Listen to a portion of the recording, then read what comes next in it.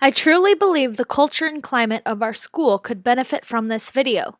I ask you to please consider what I'm about to tell you and think about how the changes I talk about could positively impact our school.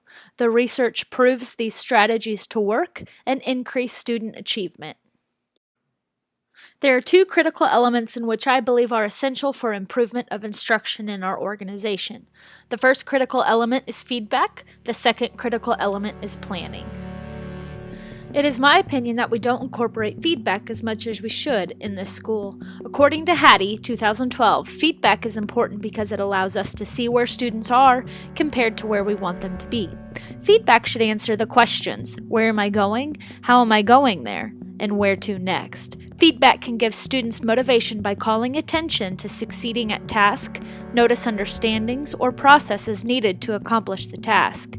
Feedback is one of the top 10 effect size influences on achievement. Therefore, I think it is important for teachers to learn about feedback in order to implement it for their students in the classrooms. Feedback also allows students to set further meaningful goals for them to attain.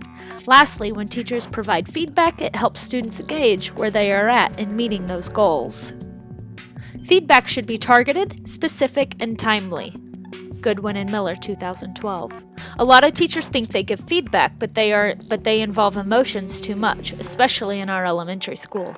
Teachers need to learn to stick to content and keep words like "I love" and "I don't like" out of their feedback. This is hard for teachers here because the kids are young and we want them to feel loved by us. Instead, teachers should be using cues such as "I notice" or "I see." When students hear emotion words, it makes them tune out what you say next because they get satisfied if they hear how you feel in your first words.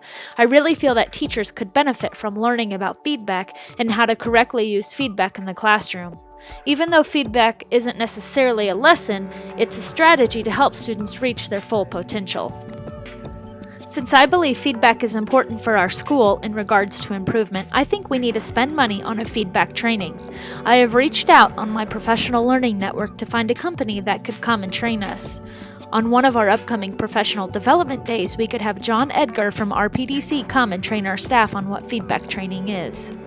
I have heard nothing but great things about this training. The reviews from his trainings are great, and I think we should have him come to our school for a training.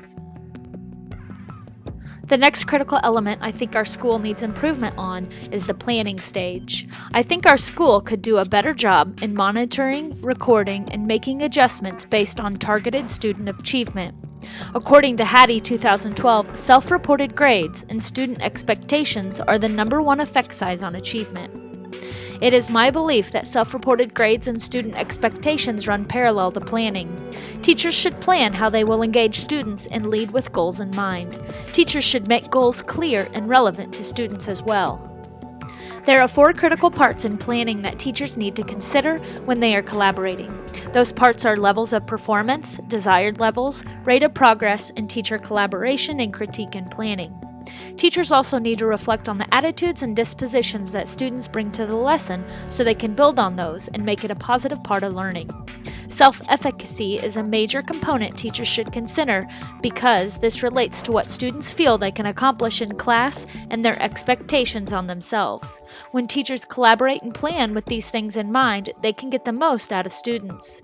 As a whole organization, if teachers planned together with learning intentions in mind and also success criteria worthwhile to curricular activities, students would positively benefit. If teachers are doing this, lessons are more likely to be in quadrant C or D of the rigor and relevance framework. When teachers are working together, they can divide up responsibilities and make lessons more deep and meaningful to students. Teachers could determine how to make lessons high rigor and high relevance. Although I believe our building does a great job collecting and comparing data, I think we need to take a step back and put more emphasis on the planning stages of our units and lessons. Right now, many teachers plan on their own when they could be collaborating ideas with each other to come up with the best possible lessons for our students. What I propose is that you make planning together mandatory for each grade level's subject. For example, 4th grade math has mandatory plan time together every Monday, Wednesday, and Friday. You could also implement a lesson plan outline all teachers need to follow, which includes an engagement piece, formative piece, etc. By doing this, the teachers who are timid to work together would be forced to and hopefully see the benefits of it.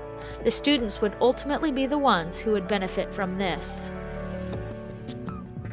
I really hope you consider adopting some of these changes. I think it would help student achievement, improve our instruction, and ultimately benefit the students at our school.